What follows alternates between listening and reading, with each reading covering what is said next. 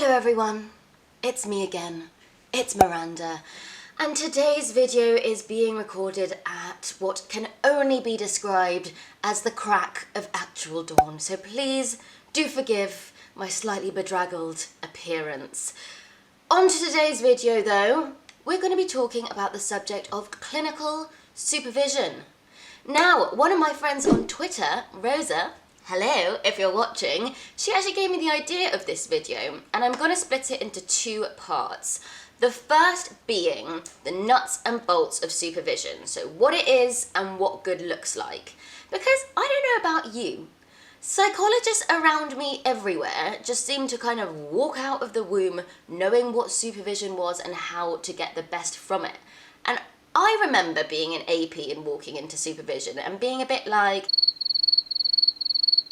what even is this? What are we meant to talk about?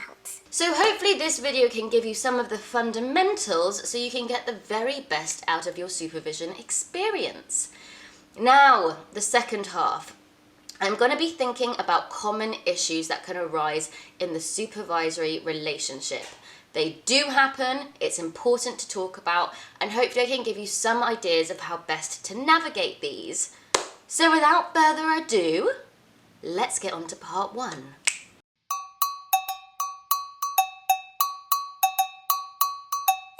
Right, so let's start at the beginning, shall we? What even is supervision? Great question.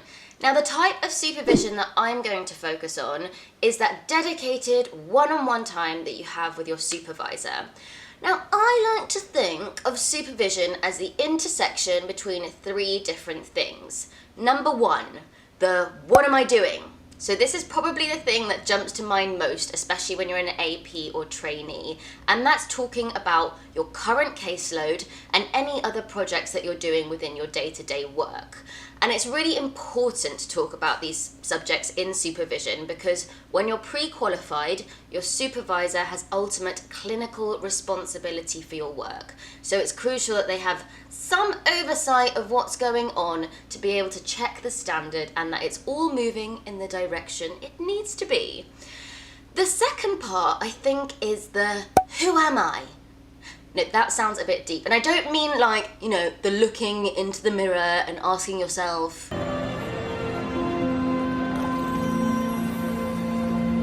who am I? I don't know. I guess I have a lot of things to ponder. it's more about thinking about your personal experiences and your background because that is going to shape your work and how you relate to other people. This is like crucially important in therapy cases because, you know, we're not neutral, objective bystanders when we deliver therapy. You know, we are people and we are going to feel things. And for that reason, there might be certain topics that come up in therapy which feel like they hit a little bit close to home, or certain people that just like, I don't know, remind you of someone in your personal life or bring up certain things that remind you of a past experience. And so it's really important to be able to have kind of that safety to be able to explore these things in supervision because they do impact our work and it's important to know when they might form a little bit of an obstacle. So I suppose the third thing would be, what kind of psychologist do I want to be? And under this bracket, within supervision, you can think about your development and your progression and how you're getting along in your role. I think what also falls into this category for me is thinking about the kind of psychologist that you already are and the approach and the perspective that you tend to take when working with clients. So for me, I'll give you an example. Thinking about things from a trauma perspective massively resonates. Like, it just seems to make sense. I like working within this kind of framework. But if you know in yourself that you tend to take that perspective, there is a lens through which you will tend to see things. And if you've got a lens on, it is possible that you might miss things. So kind of having those conversations and trying to reflect on like who you are and how you tend to approach things can be really important part of your reflective practice. And it just makes you a little bit more aware of what you are seeing, but maybe also what you're missing. So now on to thinking about what good actually looks like. Now, to properly understand this question and to make sure that you're having a positive supervision experience, I think you need to know two things. One, what your job role is and what the expectations are, and two, some guidelines and standards of what supervision should look like for you. Now, for trainees, that is super clear. We've got both of those documents and I will link them in the description box below. For assistants though, I don't know if I was being a dummy, but I was like scouring the internet, going from webpage to webpage, looking around like, where are they? Where are they? They seemed kind of bizarrely difficult to find, and I did manage to find some 2016 guidelines which gave an outline of what supervision should look like and the responsibilities for an AP, but I can only think that if they're not sort of readily available and on sort of the official websites, that they're currently being reviewed. So I'm going to link the old ones below just so you have a little bit of an understanding. So I'm going to go through what the expectations are for trainees. So number one, that you have protected time, 1 hour a week. No distractions, no nothing. Number two, something that I think is really good practice is that we set up a psychological contract at the beginning of working together. So this is a document that both trainees and supervisors contribute to, and it gives them the opportunity to say what kind of things they like to see in supervision, what they don't like so much. And I think it also, helpfully, forces the conversation around boundaries and what to do when things aren't going so well. And that's a really good thing because that's just something that I would totally avoid if I wasn't asked to do it specifically. The third thing is another contract, so it's a placement contract. And in this, the trainee has the opportunity to say what experience they already have across each of the competencies, but they also have space to say what they would like to gain out of that particular placement. So I realise that that's probably quite a unique document for trainees, but I think, as an assistant, it's useful to have a conversation about what experience you already bring, because everyone comes from such different fields, and also the kinds of learning opportunities that you would like to get from your work to make sure that you're supported in the right way and that you're actually doing things which feel meaningful to you. So another feature of supervision is that it will be structured. And at the beginning, you tend to set an agenda so both parties can put points that is important to cover within supervision. And it's good to have a record of that kind of thing, because if you don't cover everything, it means that you can come back to it the following week. There's also space to give feedback, which was actually something that was quite new for me until I started training. So that's your supervisor asking you how was supervision? Did we cover everything? Was there anything that could be better? And I think actually just getting into the practice of doing that every week hopefully makes it less intimidating to say when actually something didn't go quite right. I suppose the final thing to say is that both supervisor and supervisee are expected to keep a log and a record of what's been discussed in supervision. And that's really important because we need to make sure that we're actually actioning the points that we need to action and that we've talked about all the things that we need to talk about. Now, in terms of what good looks like the feel of supervision, I think I have to say that supervision will feel really, really different dependent on your supervisor and your level of experience. So your supervisor will probably always have their own particular style, and the 3 supervisors that I have had in my training experience so far have all been really different. So I've worked within a framework which is much more CBT, and then I worked in one which was much more kind of acceptance and commitment therapy flavored, and that's, very, very interesting. So there isn't sort of a set expectation and framework of how things should run, but it is usually good to have a framework in mind to keep things structured. I suppose the other thing in terms of your level of experience, so if you're a more junior member of staff, it is probably the expectation that things are going to feel a little bit more didactic, a little bit more led by your supervisor than if you're, say, a 3rd year trainee. But within that, I think there is flexibility, and it's important that you feel like you're doing the duties which are appropriate to your level of experience. So thinking about what do I even bring to supervision, like what do we even talk about? That's a very real and reasonable question. So no one should ever feel embarrassed if they're going into supervision being like, I really don't get what this is all about, because I don't think anyone kind of ever explicitly teaches it. It's kind of like the expectation that we already know. So in supervision, I like to kind of keep those three things in mind that we talked about. So that's the what am I doing, the who am I, and what kind of psychologist that I want to be. And questions that fall within those three areas or kind of cover a couple of them are always going to be really appropriate to bring to supervision. I think something that I have changed as I've got a little bit more experience and a little bit more comfortable in myself is actually bringing things to supervision that I'm like really quite stuck on or I don't know how to move forward with. So I think previously I always used supervision as an opportunity to talk about this like really amazing story arc where I found a little obstacle, I figured it out by myself, and then came the fantastic outcome of the resolution, which is good. And I think supervision, you should celebrate wins and talk about things that have gone right. But I think because I really wanted to prove myself and to look really competent, I definitely shied away from just bringing things that I was a bit like, do you know what, like I really don't know how I would approach this. And I think that goes the same for when things bring up emotions for you. So like in my current placement, I went to go visit a young guy in ICU, and afterwards my supervisor was like, God, that's really got to you. Like, I'm seeing emotions that I haven't seen in you, like working with other people.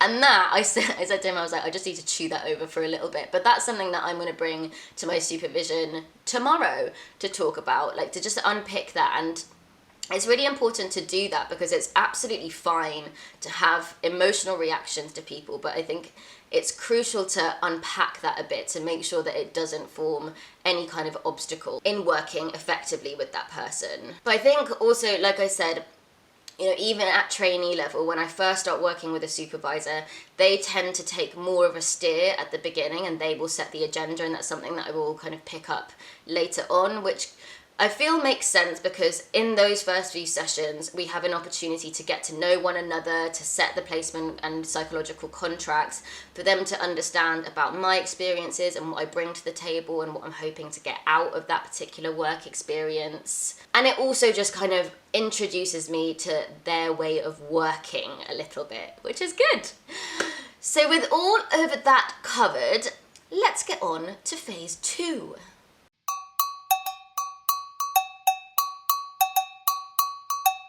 Right, so thinking about those common issues that can arise in supervision, and I'm not saying this to freak you out because supervision can go really well, it can be very inspiring if it goes well, but I think there are things about the supervisory relationship which just sometimes lends itself to there being like a couple of niggles along the way.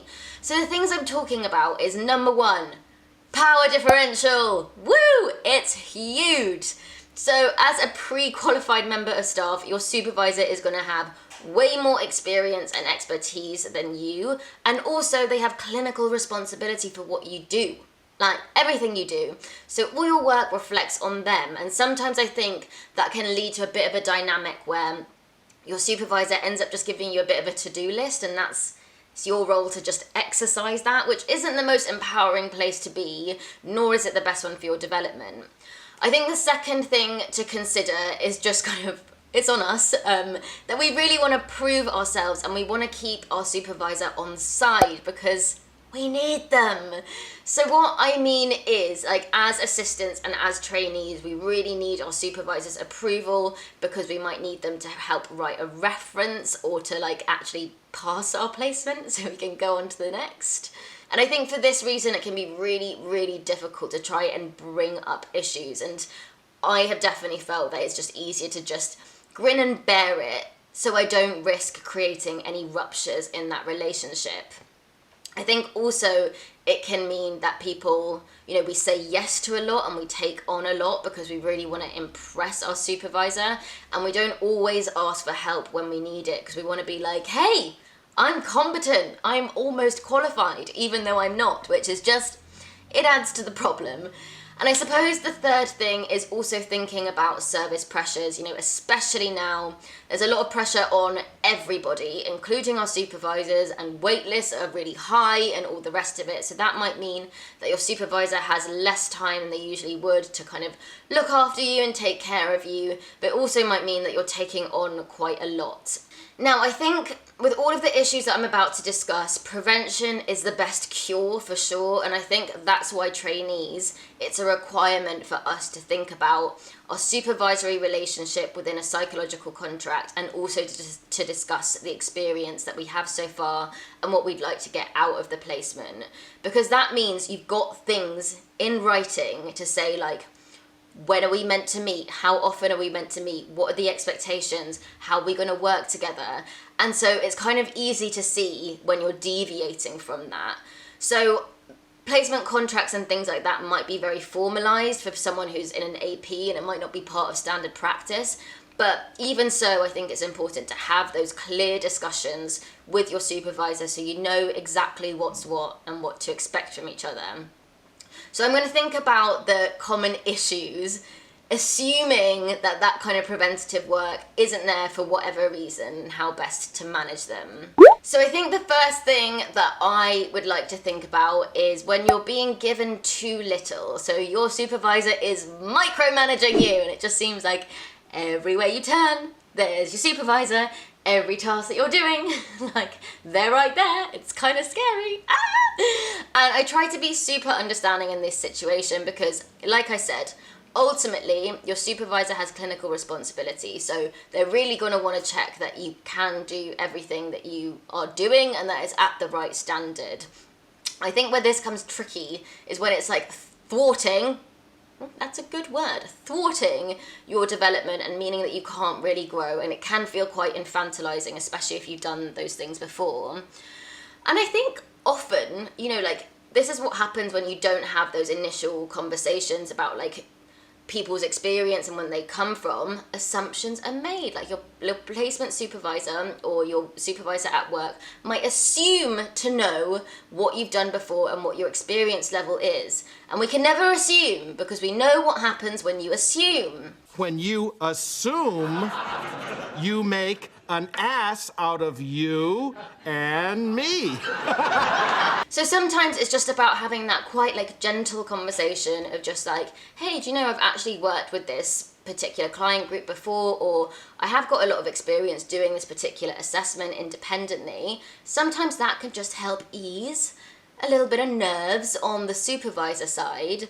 But if that's not the case, I think it's also a good opportunity to be okay, this is where we're at right now and how we're working. What I'd love to do is end up over here, doing something a bit more independently. How can I work towards that, and how can you support me to do that? So between you and your supervisor, you can have a bit of a negotiation and plan some good steps for you to be able to do that. I suppose the second issue, which is more problematic really, is when you're actually being given too much and without the right support. So I was reading this really interesting article called Guidelines versus Reality, which I'll link in the description box below, that actually found that something like 27% of assistants were actually receiving less than 1 hour of supervision a week, and then 90% were actually receiving less than 2 hours of supervision, which, if we're going off the 2016 guidelines, that's the vast majority of people who aren't receiving what they should be. And that's a very stressful place to be because, we don't work with furniture and lighting. Sorry, I'm just picking out things that are around me. But we work with people is my point. And if we don't have kind of the expertise and the know-how, that can actually lead to some quite risky situations, which are both problematic for you and for the client. And this can be a really difficult one to broach because, like I said, we want to be hey, I'm really competent, I can do all these things. But I think a good starting place, in the absence of guidelines, if you're an AP, which don't feel very clear, look to what the expectations are of a trainee and of a clinical psychologist, because I think those are a little bit more established. And if your workload resembles theirs, then you know that you're probably taking on too much. In this report, it said that some APs were actually taking on about 20 one-to-one clients, which just seems wild. Like, I was working with a few band 7s who their upper limit of individual cases were 15 per week. So that is a lot to be doing. So if you've got kind of the confidence to look at the other guidelines and to just get a sense of like, actually, this seems like a bit too much, I think sometimes it's about having a conversation with your supervisor and just being really honest of like, hey, like, I haven't actually done this before, so I'd really appreciate the opportunity to either, you know, observe, do some joint working, pair up with someone else, like all of these other things so you can learn a little bit more before you do things independently. But fundamentally, there are some cases that you just shouldn't be taking on if you're an AP. And same for me as a trainee, like I'm not at that stage to be able to hold all of that complexity and all of that risk. So I think sometimes there can be sort of like miscommunications and bits of information that get lost along the way. And I prefer to kind of assume that that's happened, but like relaying it back to your supervisor that actually this person that I'm working with has X, Y, Z, and for that reason I just feel like it's a little bit beyond what I'm comfortable doing, and I think they'd be better suited to a qualified member of staff. I suppose another issue which is like very closely linked is just that like supervision isn't really happening. So like the stats that I referred to earlier, like for some reason it's fallen a little bit by the wayside, things keep getting cancelled, and it's suddenly like 2 months since you met with your supervisor. And that's why it's so important to have those conversations early on about what the expectations are and how often you're going to meet. So if you do have those in place, that's a really easy thing to draw on and just be like, hey, do you know what? We've missed a few things. Can we just get like back on top of it? Thank you. But also, if you don't, just always remember that there are guidelines for trainees which are very, very clear. If you're not getting that, you're not getting enough. And I think, you know, I always like to go through it like a gently approach because I am conflict averse. And I kind of like just to say, hey, do you know, I've realised the last couple of weeks we've had to cancel or rearrange. Just want to double check, like, is this still the best time for us to have supervision, or shall we think of another time? If you don't have anything formalised set up, it's a good time to broach that with your supervisor and just kind of positioning it that like, you know, your week is getting quite busy, you've got lots of different clients, but you find supervision really valuable. So can we think of like a routine that we have same time, same day, every week to make sure that we aren't kind of having conflicting schedules and that we go for a long time without speaking to one another. So I suppose the last thing that I want to talk about in terms of issues, when the supervisory relationship is breaking or has broken down in some way, and maybe, you know, you're not being treated very respectfully, they might be saying comments which are like quite dismissive or undermining or outright just completely outlandish for whatever reason, and that is a very difficult place to be. And I think like I'd never want to put like the onus and the responsibility on, say, like the AP or the trainee to broach that in supervision with their supervisor, because that is a super intimidating thing to do, especially if you feel like someone's being kind of quite aggressive and quite dismissive towards you. So if you don't feel comfortable doing that, that's okay. But if you do feel like you're able to do that, then all power to you, and just kind of coming to that conversation and saying like, do you know what? I've realised, I don't know if you've picked up on it, but just things between us seem to be a little bit off at the moment. I was wondering if we could have a little bit of a discussion about it, because I really value this job, I really value the work that I'm doing, and I think it would be even better if we could work together in the best way. The onus, like I said, it shouldn't be on you to have that conversation, and if you don't feel comfortable doing that, it's reminding yourself that other structures exist. So like, your supervisor will always have a line manager. You have HR to speak about if you think that things have gone like way out of line. But also like thinking about talking to your peers, so other trainees, other assistants, because they'll be able to kind of at least give you a space to unpack maybe why you're feeling uncomfortable and why things are so difficult with your supervisor, and give you the confidence to just approach things in the best way. Because just because we need our supervisors to like sign off on us and give us recommendations and all the rest of it doesn't mean we should be silenced and have to grin and bear things when things aren't going right. Right, so we've come to the end of another video. I hope that you've enjoyed it. So obviously I haven't been able to cover the particulars of everything, nor have I been able to touch on all the issues that might arise in supervision. So if there are things that you feel like I haven't touched on, please do comment them in the comment section below, because I think it's really important for us all to kind of have a discussion and to like sound things out with each other, because it's nice to know that you're not in isolation when maybe things aren't going so perfectly. But yes, anyway, I'm gonna bid you adieu, I guess. But take the very best care of yourself, and I look forward very much to speaking to you next week. Ciao for now.